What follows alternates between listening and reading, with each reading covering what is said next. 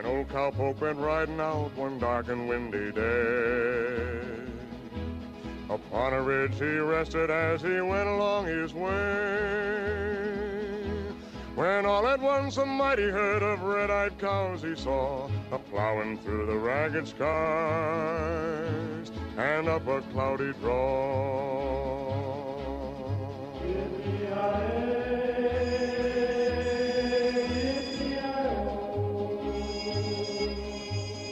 The ghost herd in the sky. Their brands were still on fire and their hooves were made of steel. Their horns were black and shiny and their hot breath he could feel. A bolt of fear went through him as they thundered through the sky, for he saw the riders coming hard, and he heard their mournful cry.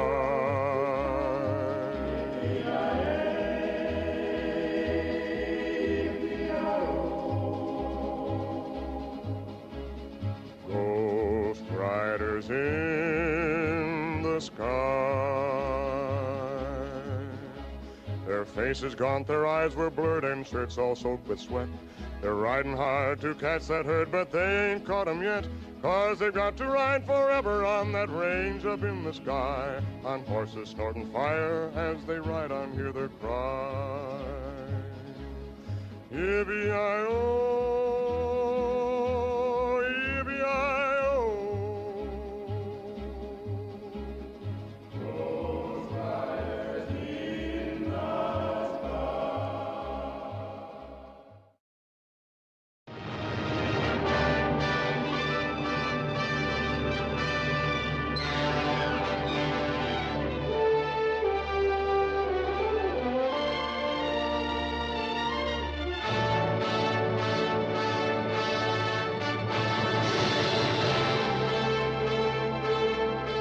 These are your boys, who John Wayne, as Sergeant Stryker, forged into fighting men.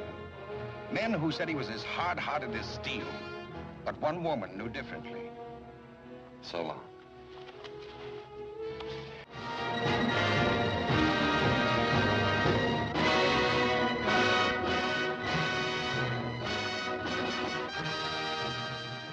Doris Day, the girl with the gleam in her eye and the dream in her voice. My dream is yours. It isn't much to give. I tick, tick, tick. Why do I tick, tick? What amazing trick makes me tick, tick, tick. You double-crosser, you cheat, you two-timer, you no good, wonderful guy. Oh, what is this, a big thing or something?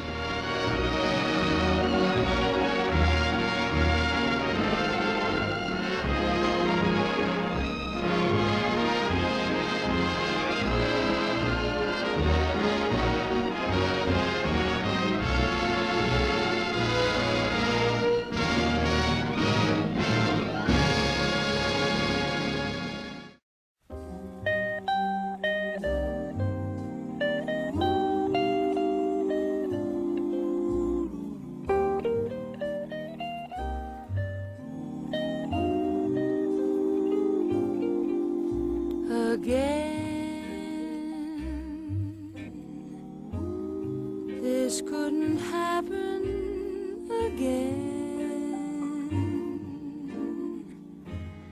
This is that once in a lifetime. This is the thrill divine.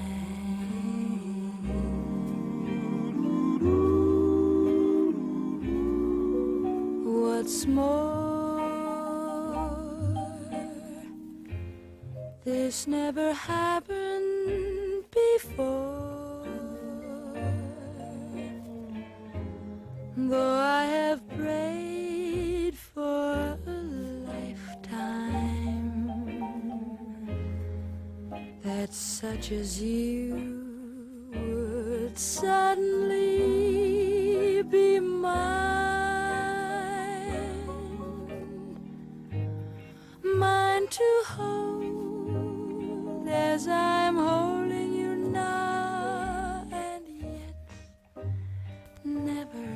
so near, mine to have when the now and the here disappear. What matters differ when this doesn't happen again.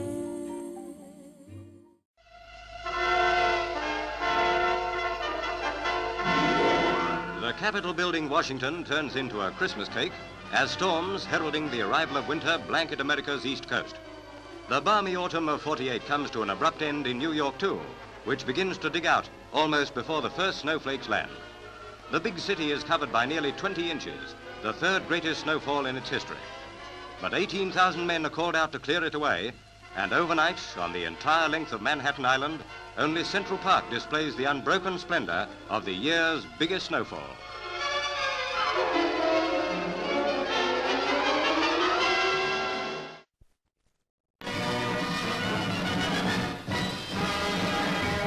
Banking into a turn with the grace and ease of a tiny flivverplane, the 92-ton Lockheed Constitution, the world's biggest air transport, comes in for a landing at the Naval Air Station at Alameda, California, where she officially joins the Navy.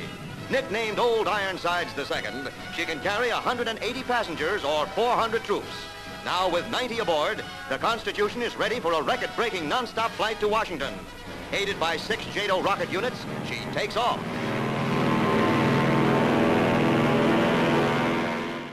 Here's the last word in passenger comfort. Twin staircases link the Air Giant's 2 decks. The upper one alone seats 92. A crew of 18 keeps her flying.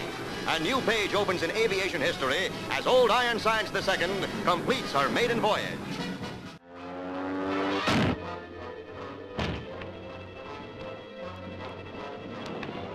Wow!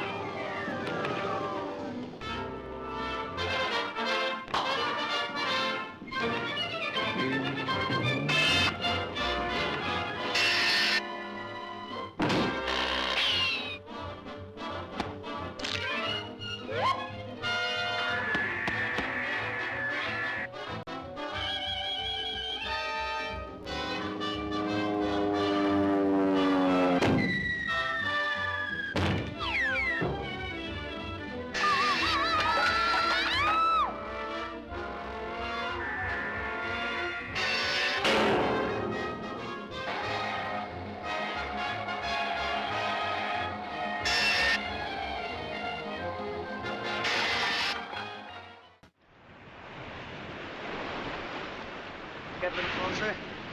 Not too close. Strike him, Mr. Lunsford! Strike him!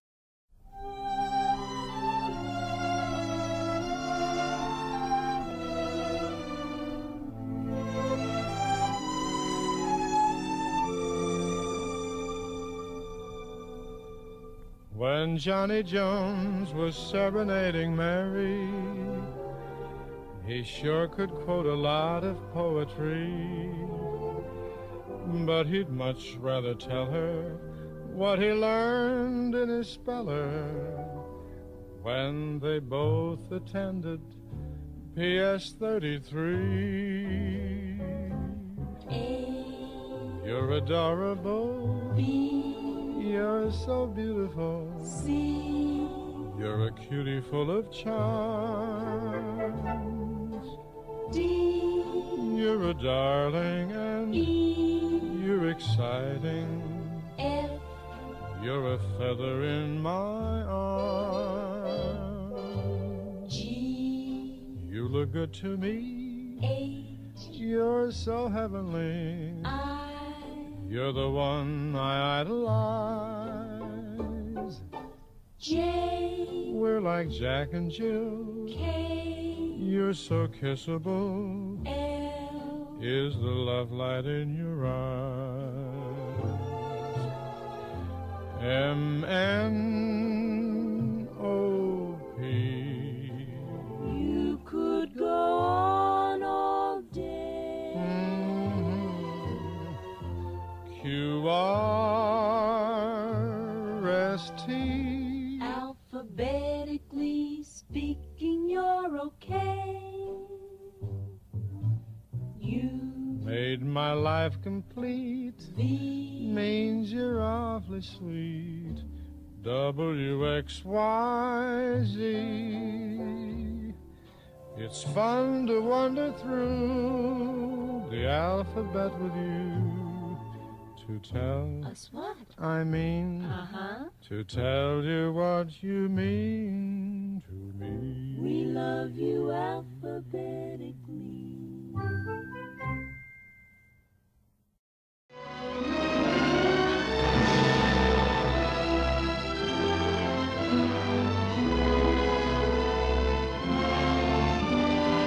This is Howard Rourke, possessed of a great talent, but unwilling to compromise his ideals at any price. Dominique Francon, the kind of woman who could enslave any man except one. Gail Wynand, molder of destinies. He could rule any man except one. He's not any better than the rest of us. What if he is?